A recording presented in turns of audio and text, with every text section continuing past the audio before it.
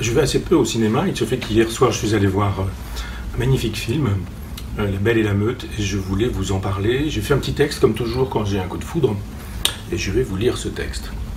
Le titre est « Lors d'une nuit sans fin ».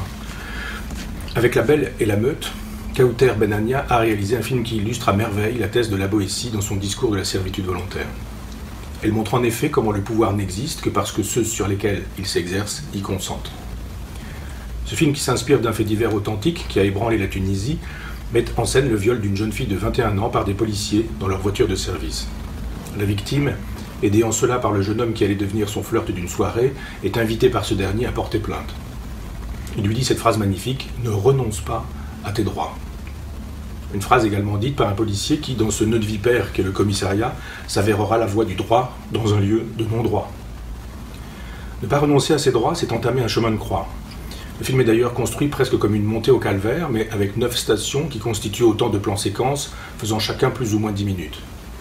Gravir ce Golgotha finira par lui apporter la rédemption. D'abord fragile, mais devenant forte, la jeune fille ne fléchira pas, elle portera plainte et les policiers seront condamnés. Le film est tourné dans des couloirs d'hôpital ou de commissariat, dans les rues de Tunis la nuit, et tout cela constitue un huis clos ontologique et politique. À la fin du film seulement, sortant de cette nuit d'enfer, la jeune fille entre dans la lumière d'un jour nouveau, comme la Tunisie après sa révolution. Le nom de Kafka est souvent prononcé à l'issue de ce film, et ça n'est pas une mauvaise référence. Il y a du procès, du château et de la métamorphose dans ce film. Procès d'un système gangréné qui fait le procès d'une jeune fille libre qui veut juste s'amuser à une soirée d'étudiants. Château de l'administration qui ne veut pas savoir et couvre les agissements du système en se faisant également courroie de transmission de ce système.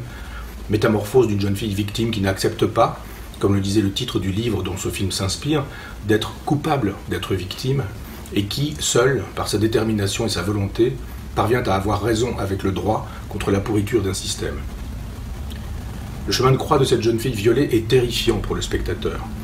La clinique privée où elle vient pour un constat de viol refuse de l'accueillir parce qu'elle n'a pas ses papiers d'identité volés avec son sac par les policiers.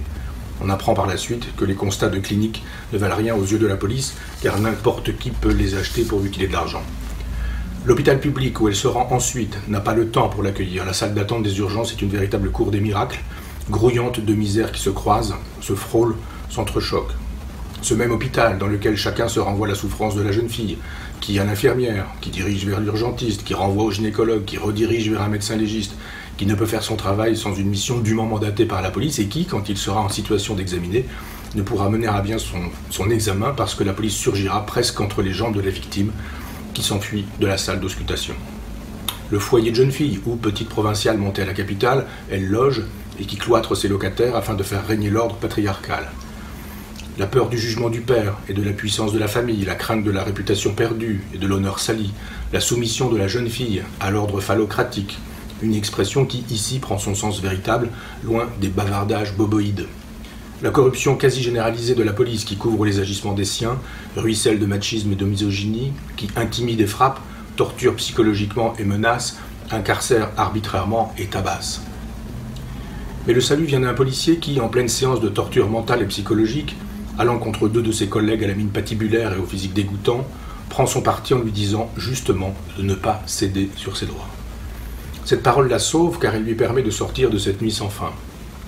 Le salut vient donc d'un policier honnête et droit qui fait vraiment et loyalement son travail. Il est là pour enquêter, instruire, consigner ce qui a eu lieu, fût-ce le viol d'une jeune fille par ses collègues, un viol avéré dès lors que la petite victime retrouve son sac à main avec ses papiers et son téléphone portable lorsque ce dernier sonne dans la voiture des policiers violeurs qui est garée dans la cour du commissariat. Ce film aurait pu être kafkaïen s'il n'y avait cette issue que je dirais optimiste. Cette fin dit en effet que la Tunisie a changé, que ses agissements anciens comme bras armés de la dictature aujourd'hui renversée relèvent désormais du passé. Car même si le chemin de croix suppose le sang et les larmes, il débouche sur un nouveau pays dans lequel le droit peut être respecté. Le noir de ce film n'est là que pour faire luire cette belle lumière qui met fin à la nuit. C'est celle dans laquelle est entrée la Tunisie. Certes, c'est une lumière fragile. Voilà pourquoi il faut aider et aimer cette belle clarté portée à bout de bras par le cinéma de Kawther Ben-Ania. Ce film est paradoxalement un hymne à la Tunisie d'aujourd'hui, dans laquelle les femmes jouent un rôle central. Le pays a trouvé son La Boétie, c'est une femme. Son discours de la servitude volontaire s'appelle La Belle et la Meute. Tout cela est heureux pour ce pays qui est l'avant-garde éclairée de ce qui se passe dans cette région du monde. La démocratie est une conquête, ce film est une bataille gagnée. J'ai été ému par ce film, d'abord parce que le film m'a ému, mais aussi parce que j'ai eu la chance de rencontrer Kauter en Tunisie. J'étais allé faire des conférences là-bas, et nous nous étions rencontrés. Et Kauter m'a fait l'amitié de me dire: je suis à Caen, je présente mon film au cinéma Luxe, et je suis allé voir ce film par amitié, et j'en suis ressorti très ému, et il se fait qu'on a la chance aujourd'hui d'avoir avec nous Kauter. Kauter, vous allez peut-être pouvoir nous dire si vous souscrivez à ma lecture, est-ce que vous êtes la Boétie du cinéma d'aujourd'hui?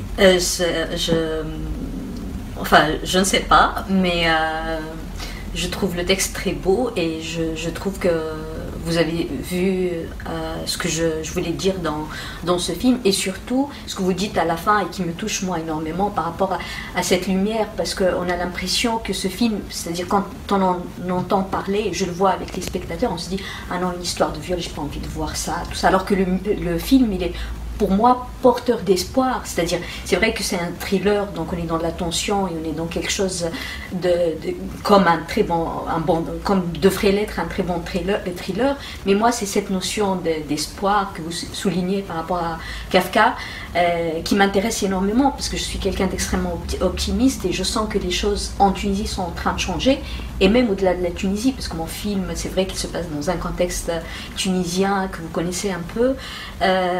Au-delà de la Tunisie, c'est un film que j'ai fait pour des spectateurs dans le monde entier. L'actualité le démontre un peu.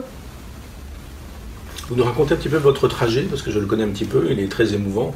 Vous n'avez pas fait des études de cinéma dès le départ, vous avez fait des études pour faire plaisir à vos parents, puis vous êtes entré dans le cinéma dans une logique presque de vocation. Racontez-nous un petit peu votre trajet de cinéaste.